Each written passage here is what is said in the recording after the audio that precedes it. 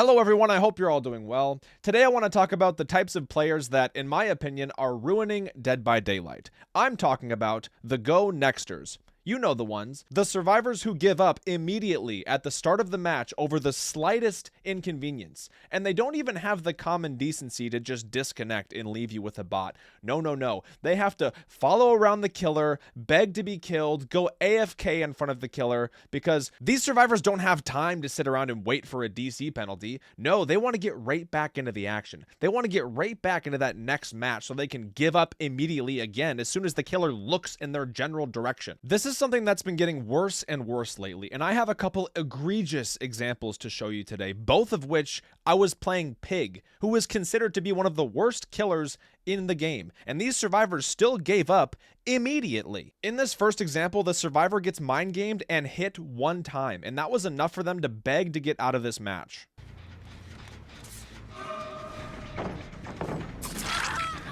Yeah. Jump scared. Bop! Got him! Are you giving up because I mind gamed you? Are you giving up now because I mind gamed you? I know you're not serious right now. The game just started. Wait. Against Pig.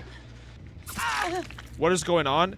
I didn't even down her. I got one hit on her as Pig, and she decided to give up. Are you gonna play? Are you gonna unhook yourself? There you go. Thank you. Oh wait, I think she's just doing a gem with the trap on, trying to wait for the trap to go off. Oh no. No. No. You're not just gonna let your trap go off. No, you're gonna bleed out.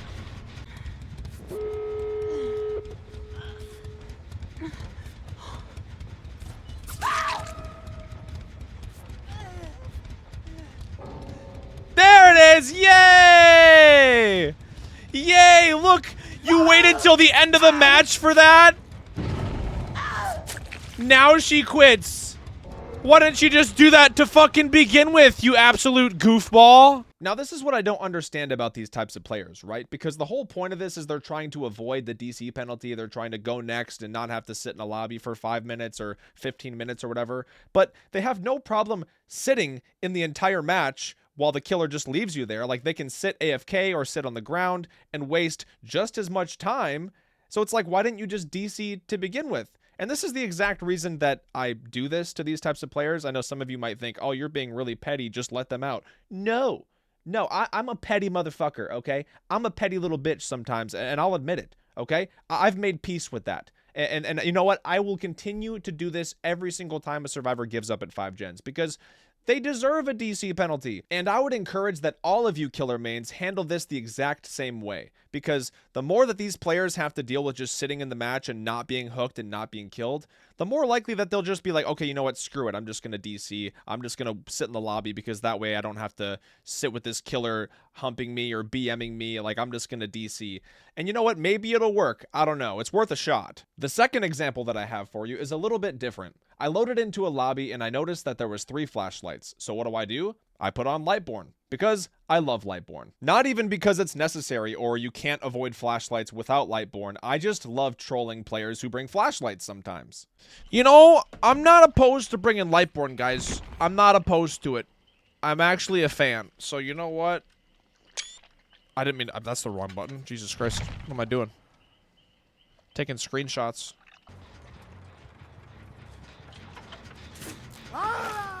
Yeah, do it.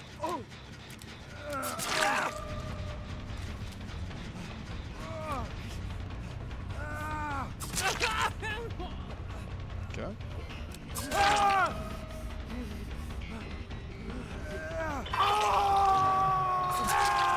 Okay, so you guys brought flashlights. I brought Lightborn, and because of that, we're all just giving up. That's awesome, dude. Love that. There you go. Let's go ahead and see if the last guy's around here at all. He is not. There you go. Good old survivors. Oh no, we can't flashlight the killer. Let's all just give up. Let's all just give up. Oh. Oh. Oh no. Let's take a look here. We're gonna live forever. Exponential, buckle up, conviction. Buckle up, unbreakable, conviction. We're gonna live forever. Background player, we're gonna live forever. Made for this, unbreakable. So just full anti-slugging, you know, flashlights. We're really gonna show this killer what's what. That's what we're gonna do. We're gonna troll that killer good. Well, yeah, as soon as they saw this, puts a bit of a wrench in that.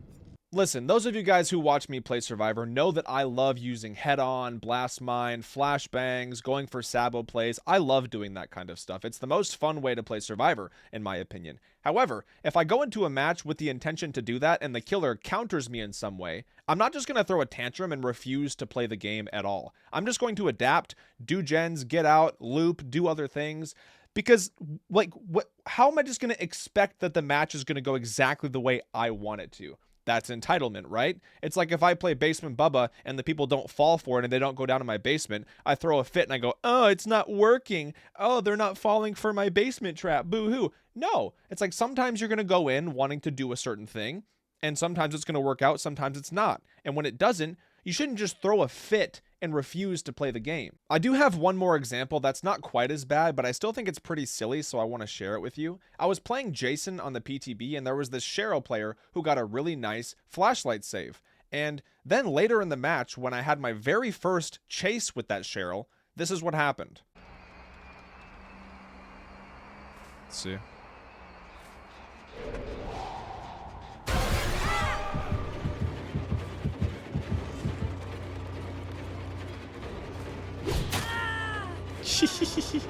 I get so much haste. That add-on is crazy.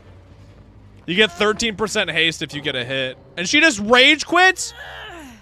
Girl, you got a flashlight save and you're gonna quit because you went down once? Now, like I said, this isn't as bad because at least that Cheryl did DC and leave their team with a bot. And I understand that it's the PTB and there's no DC penalty and stuff like that. So maybe this Cheryl would have just gone AFK had it been on live servers. I'm not sure. But the whole concept of, like, you had a really good play earlier, you got a flashlight save, and then the first time you interact with the killer, you don't even play that well in the chase, and it's a new killer, you don't even know how to go against them yet, and you just quit immediately the first time you go down instead of, I don't know, learning how to play against the killer in the PTB, that's the whole point. You learn how to play the killer, you learn how to play against the killer, you learn how to use new perks. That's the whole point. So if, like, you're just going in trying to get flashlight saves and then giving up the second the killer chases you and you go down, what is that mentality? I don't get it. The whole reason I'm making this video is because the 10th anniversary is right around the corner, and it's a big one. We're finally getting Jason Voorhees in the game, and it's going to bring a surge of new players, and it's going to bring players who quit the game, old players, back to the game. I've seen tons of people saying that they're returning because of this. And then there's going to be other new chapters throughout the year, other licenses that'll bring people in. And this is just a mentality that is going to push those players away, or it's going to ruin their mindsets. Like, think about it. A new player comes in and has to deal with their teammates giving up immediately. That's going to turn them away. And they're going to just, I'm not going to play this game. I don't want to deal with these fucking players. Like, I can't even have a chance to win the match. Like, this sucks. And then number two, the other really bad thing is that what if they just adapt that? What if they're like, yeah, you know what? I'm going to do the same thing.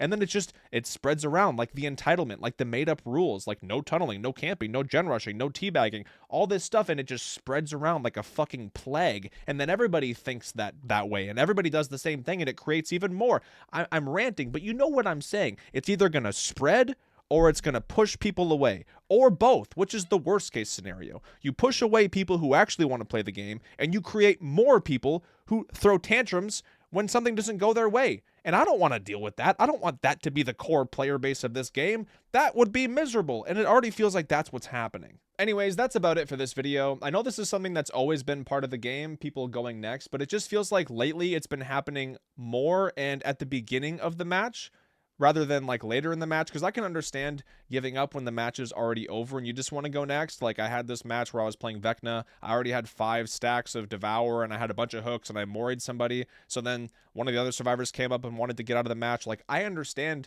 giving up in those scenarios, but what I don't understand is like you get hit one time by the killer and you're like, I'm just going to go AFK. I'm just going to give up. I can't even give my teammates a bot. Like I just don't get it, and it feels like it's happening more and more. Let me know your experience down below. Let me know if this is something you've been noticing more of, or like the situation where people try to like troll you and play a certain way, and if you counter their playstyle, they also give up at 5 gens. I don't know. It's all really silly to me, and hopefully it gets better, and hopefully with all these new players coming to the game, it doesn't get worse. That's my fear. Hopefully that doesn't happen, because if we have another go next epidemic, it's going to be rough. I like the idea of putting all these people, you know, in their own separate MMR pool, or like, you know, their own separate queue, and making them all play against each other. I know that was an idea that was talked about, right? Like people who just go next, finding some way to like just make them all go against each other, and then the rest of us normal players can play against each other, and everybody's just going next. I don't know. That would be funny. Anyways, thank you so much for watching, and I'll see you in the next video.